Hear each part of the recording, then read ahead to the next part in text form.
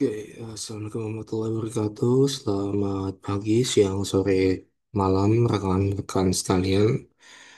Kita berjumpa kembali di sesi keempat pengantar teknologi informasi dan informatika ya. Di mana di sesi keempat kita akan membahas terkait dengan data dan informasi. Nah, mungkin teman-teman sudah tahu apa itu data dan apa itu informasi. Nah, untuk tujuan pembelajaran kita, nanti teman-teman diharapkan mampu menjelaskan pengertian dan perbedaan antara data dan informasi. Karena data belum tentu informasi. Kira-kira seperti itu ya teman-teman ya. Nah, kita masuk ke definisi data. Data adalah sebuah fakta mentah atau rincian peristiwa yang belum diolah dan terkadang tidak dapat diterima oleh akal pikiran penerima data tersebut. Data tersebut eh, memiliki nilai dan berupa angka, simbol, karakter, suara, gambar, atau tanda-tanda yang dapat dijadikan sebuah informasi. Dalam ilmu komputer, data adalah segala sesuatu yang disimpan dalam memori menurut format tertentu gitu ya teman-teman ya. Jadi data itu belum tentu sebuah informasi karena data itu perlu diolah. Makanya di sini disebutkan data merupakan suatu fakta mentah ya teman-teman ya di sini ya. Nah, data adalah sebuah fakta mentah.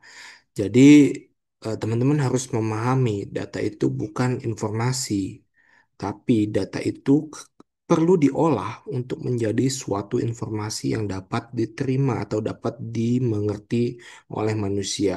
Sedangkan kalau hanya data saja, berarti itu adalah sesuatu fakta mentah yang dimana itu belum dapat kita terima karena hal itu masih belum diolah, belum diketahui maksud dan tujuannya. Nah, kalau menurut pengertian para ahli ya, di sini ada Robert and Anthony and the John Darden, di mana data itu merupakan bentuk jamak dari bentuk tunggal, datum atau data item. Nah, kemudian kalau untuk dari Jogianto, di sini beliau mengatakan data adalah kenyataan yang menggambarkan suatu kejadian-kejadian dan kesatuan nyata. Tentu data itu harus bersifat nyata ya, real, dan dimana ini merupakan suatu fenomena. Di dalam suatu fenomena itu terdapat data. Untuk melakukan riset, kita butuh data. Namun, untuk mencapai suatu informasi, kita harus mengolah data tersebut, gitu ya teman-teman ya. Nah, kalau dari Slamet Riyadi, data itu merupakan suatu kumpulan informasi yang diperoleh dari pengamatan di mana data bisa berupa angka-angka atau lambang-lambang. Dan Ari Kunto juga menyebutkan data itu merupakan semua fakta dan angka-angka yang dapat dijadikan bahan untuk menyusun sebuah informasi. Nah, ini lebih jelas ya teman-teman ya. Berdasarkan Pak Ari Kunto jelaskan, data ini menjadi suatu dasar ataupun bahan untuk menyusun sebuah informasi. Nah, ini ada tiga contoh data yang dapat teman-teman ketahui. Yang pertama adalah karyawan Z hanya masuk 15 hari dalam satu bulan. Kemudian contoh kedua, jumlah kecelakaan di jalan raya. Dan contoh data ketiga adalah Persija menang. Nah, keuntungan dari data ini apa, teman-teman? Nah, keuntungan ataupun benefit data lanjutan yang akan membentuk suatu eh, hipotesa atau hipotesis itu merupakan suatu informasi. Makanya ini adalah data awal mentah yang kemudian kita bisa olah. Misalkan karyawan Z hanya masuk 15 hari dalam satu bulan, sehingga karyawan Z menerima surat peringatan dari kantor eh, karyawan Z ini bekerja gitu ya teman-teman ya. Nah, surat peringatannya ini SP berapa? Apakah SP1 atau SP2 atau SP3? Nah, ini eh, merupakan melengkapi ya dari data tersebut. Kemudian untuk contoh data 2, jumlah kecelakaan di jalan raya. Nah, ini tidak dapat kita ketahui jumlah kecelakaan di jalan raya, berapa jumlahnya, kemudian lokasinya di mana, dan apa penyebabnya, kemudian mengakibatkan apa. Jadi ini kita bisa melengkapi sebenarnya teman-teman ya, dari contoh data ini. Jumlah kecelakaan di Jalan Raya Rasuna Said itu sampai dengan per tanggal 12 Oktober berjumlah 15 kecelakaan didominasi oleh roda dua atau motor gitu ya teman-teman, yang mengakibatkan jalan raya tersebut mengalami kepadatan hingga 3 kilometer. Dan saat ini polisi sedang berupaya untuk mengatasi kemacetan yang terjadi akibat kecelakaan yang terjadi di Jalan Raya Rasuna Said. Nah, itu merupakan kelengkapan informasi dari contoh data 2.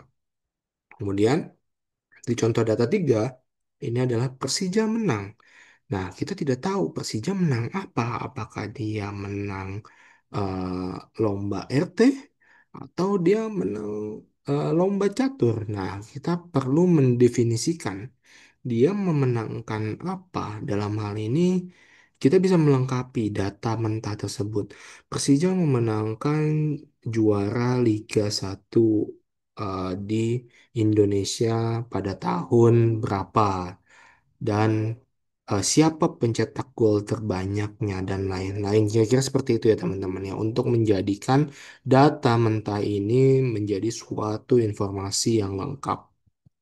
Nah, sedangkan kalau di definisi informasi, tadi sudah saya sempat singgung-singgung ya teman-teman ya. Informasi itu adalah hasil pengolahan data yang sudah dapat diterima oleh akal pikiran penerima informasi, yang nantinya dapat digunakan untuk pengambilan keputusan. Informasi ini dapat berupa hasil gabungan, hasil analisis, hasil penyimpulan, dan juga bisa berupa hasil pengolahan sistem informasi komputerisasi. Nah, kalau tadi yang saya contohkan itu merupakan hasil gabungan, hasil analisis, dan hasil penyimpulan gitu ya teman-teman. Sedangkan kalau dalam penelitian, skripsi, kerja praktek itu merupakan gabungan dari hasil analisis, hasil pengolahan, dan hasil penyimpulan gitu teman-teman. Sehingga terciptalah suatu novelty keterbaruan ataupun bagaimana caranya teman-teman mengimplementasi dengan benefit yang lebih di suatu lokus ataupun tempat teman-teman melakukan penelitian.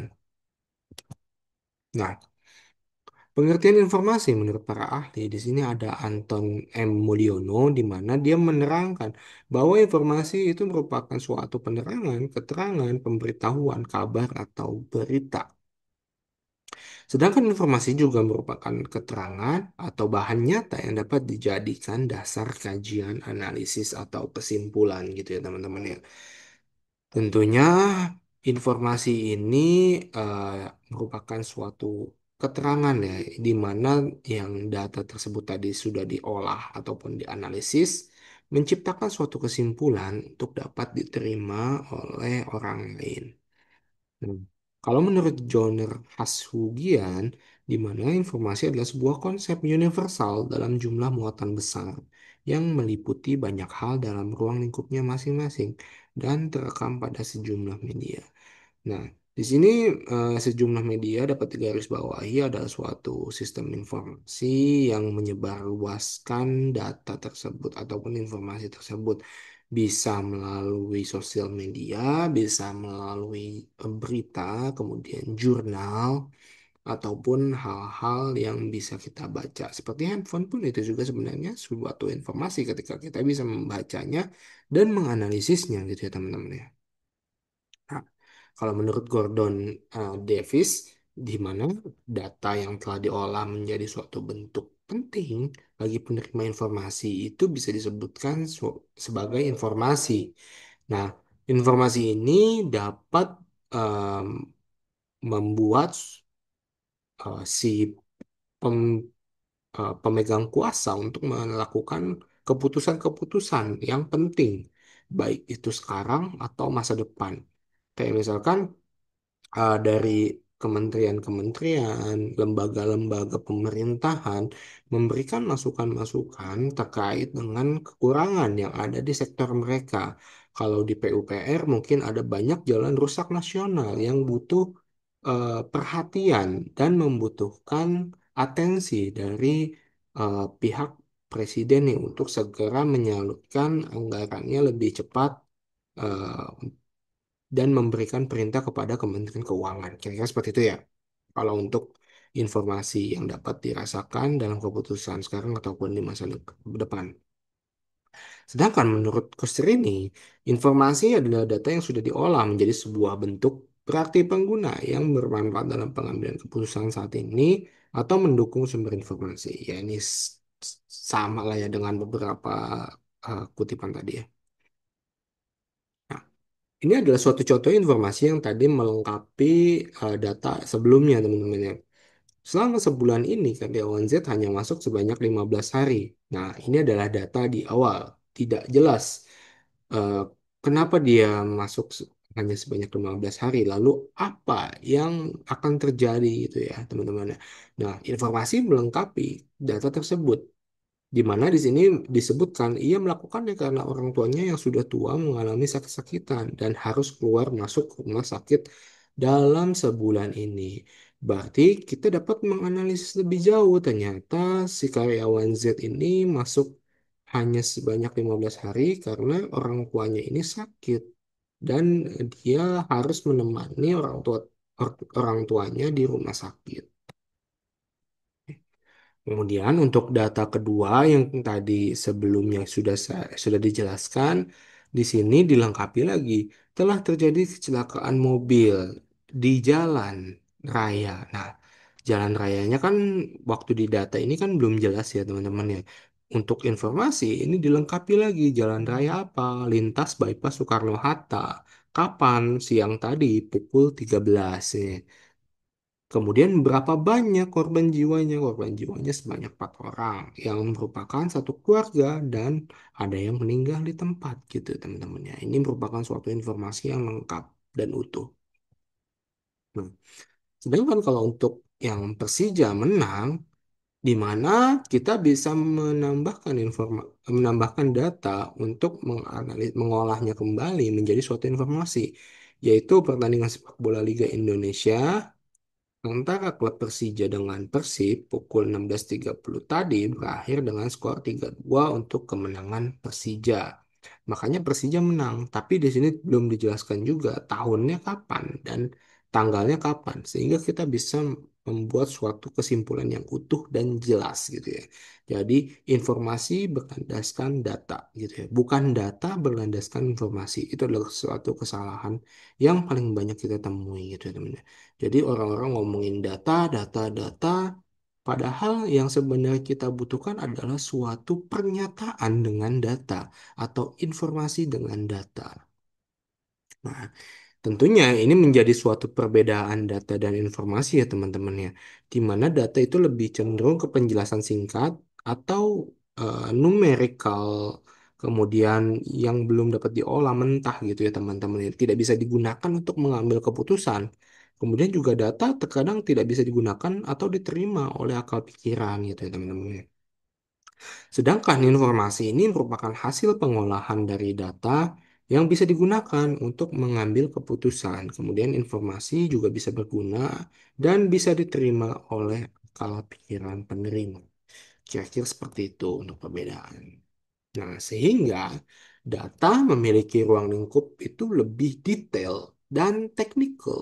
Contohnya, penjualan merupakan penjelasan yang bersifat mentah gitu. Data penjualan gitu ya teman-teman. Jadi berapa banyak data penjualan yang saat ini terjual misalkan oh eh, Pampers terjual hari ini sekitar 500 dan butuh eh, 500 kembali di hari esoknya. Nah, itu adalah data, tidak disebutkan mereknya apa, kemudian kenapa itu bisa cepat habis dan lain sebagainya. Sedangkan informasi menghasilkan penjelasan yang dapat dipakai dalam mengambil keputusan. Contohnya, penjualan per bulan ini akan digunakan oleh manajemen untuk mengambil sebuah keputusan. Jadi penjualan dari 500 Pampers sebelumnya yang per bulan tersebut akan digunakan oleh manajemen untuk membuat supply chain yang lebih baik dalam hal memprediksi ketersediaan barang.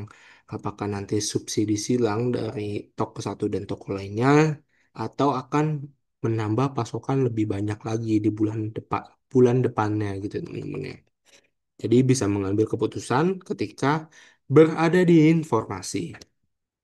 Kira-kira seperti itu teman-teman ya. Tentunya teman-teman harus selalu mengingat nih bahwa data tersebut bukanlah suatu informasi, sedangkan informasi dapat dikatakan berlandaskan data. Nah, di sini saya menekankan teman-teman ketika membuat suatu pernyataan, maka harus berlandaskan data gitu ya. Tapi ketika teman-teman memiliki data, itu belum dapat dikatakan suatu informasi kalau teman-teman belum bisa mengolahnya dan belum bisa disampaikan karena itu sangat teknikal sekali. Kira-kira seperti itu. Untuk pertemuan kita kali ini ya teman-teman ya. Jadi di sesi keempat kita sudah mengetahui apa itu perbedaan data dan informasi dan manfaatnya untuk kehidupan kita sehari-hari atau dalam lingkungan kerja dan lingkungan kita bersosialisasi bermasyarakat. Kira-kira seperti itu. Baik. Terima kasih teman-teman atas ketersediaan waktunya untuk menonton video ini dan saya harap teman-teman bisa memahami lebih jauh dan bisa belajar eh, secara mandiri terkait dengan perbedaan antara data dan informasi. Cukup sekian, saya akhiri. Wabillahi taufiq wal hidayah. Wassalamualaikum warahmatullahi wabarakatuh. Selamat beraktivitas kembali teman-teman dan jaga kesehatan.